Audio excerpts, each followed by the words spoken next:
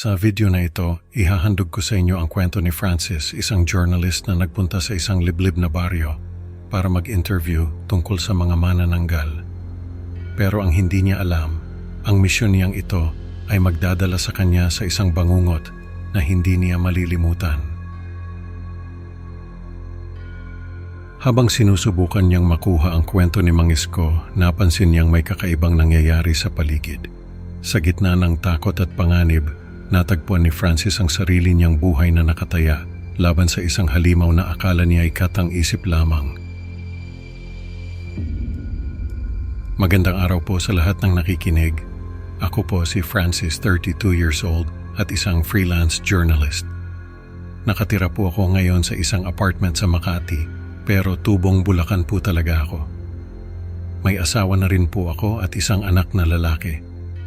Gusto ko lang po sanang i-share yung naging karanasan ko sa isang baryo sa probinsya kung saan ako nagpunta para makapanayam yung isang residente na sinasabing may alam tungkol sa mga manananggal. Nung time na yon ay nagtatrabaho pa ako sa isang sikat na news agency. Ako yung pinadala nila para makapanayam yung residente at makakuha ng mga kwentong manananggal na pwede naming gawing documentary. Hindi ko na lang po babanggitin kung saan yung lugar na yon dahil sigurado ako na may mga makakakilala sa akin at sa mga taong involved sa kwentong ito. Nung araw na yon ay nahihirapan akong hanapin yung bahay ng residente. Nasa gitna kasi ito ng mga kabahayan at wala pang maayos na kalsada. May mga bata akong nakita na naglalaro sa kalsada.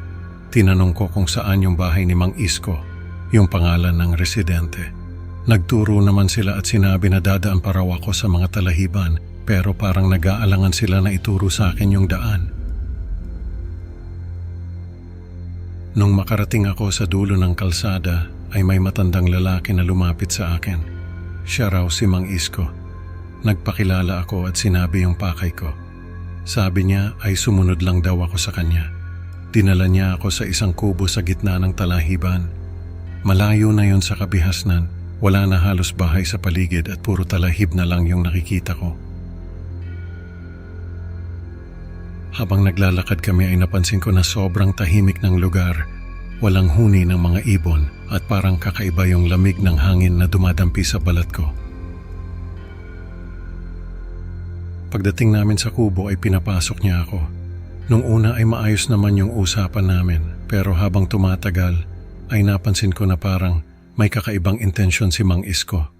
Yung mga mata niya ay parang laging nakatitig sa akin. Tapos parang may mga matang nakamasid sa amin mula sa mga puno. Hindi ko alam kung bakit ako nagkaroon ng ganong pakiramdam.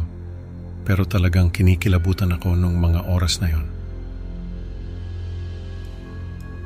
Nung bandang huli ay binigyan niya ako ng tuba. Sabi niya ay inumin ko raw dahil yun daw ang tradisyon nila sa baryo na yon.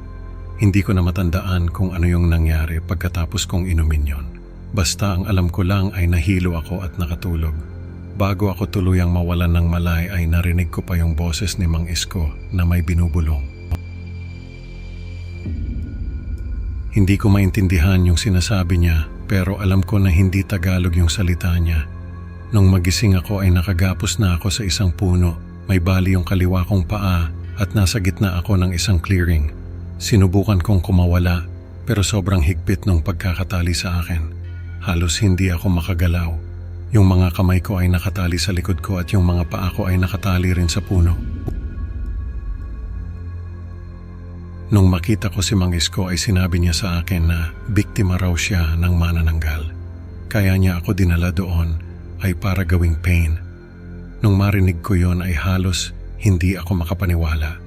Sinubukan kong makiusap sa kanya at humingi ng tulong pero hindi niya ako pinakinggan. Ang ginawa niya pa ay umupo sa isang sanga at hinintay na dumilim. Nung dumilim na ay doon na ako nagsimulang mag-isip ng paraan para makatakas. Kahit na sobrang sakit ng kaliwa kong paa ay sinubukan kong gumalaw. Pero ang hirap dahil sobrang higpit talaga ng pagkakagapos sa akin. Nung mga bandang 11:00 na ay naramdaman ko na yung pagdating ng manananggal. Narinig ko yung malakas na pagaspas ng mga pakpak at yung malamig na hangin na dumaan sa katawan ko. Nung makita ko yung manananggal ay talagang nanindig yung mga balahibo ko sa katawan. Hindi ko alam na totoo pala talaga yung mga manananggal. Akala ko ay puro gawa-gawa lang yon ng mga matatanda. Lumaban si Mang Isko sa manananggal. May dala siyang bolo at hinataw niya yung manananggal. Pero sa isang iglap ay pinatay siya ng manananggal.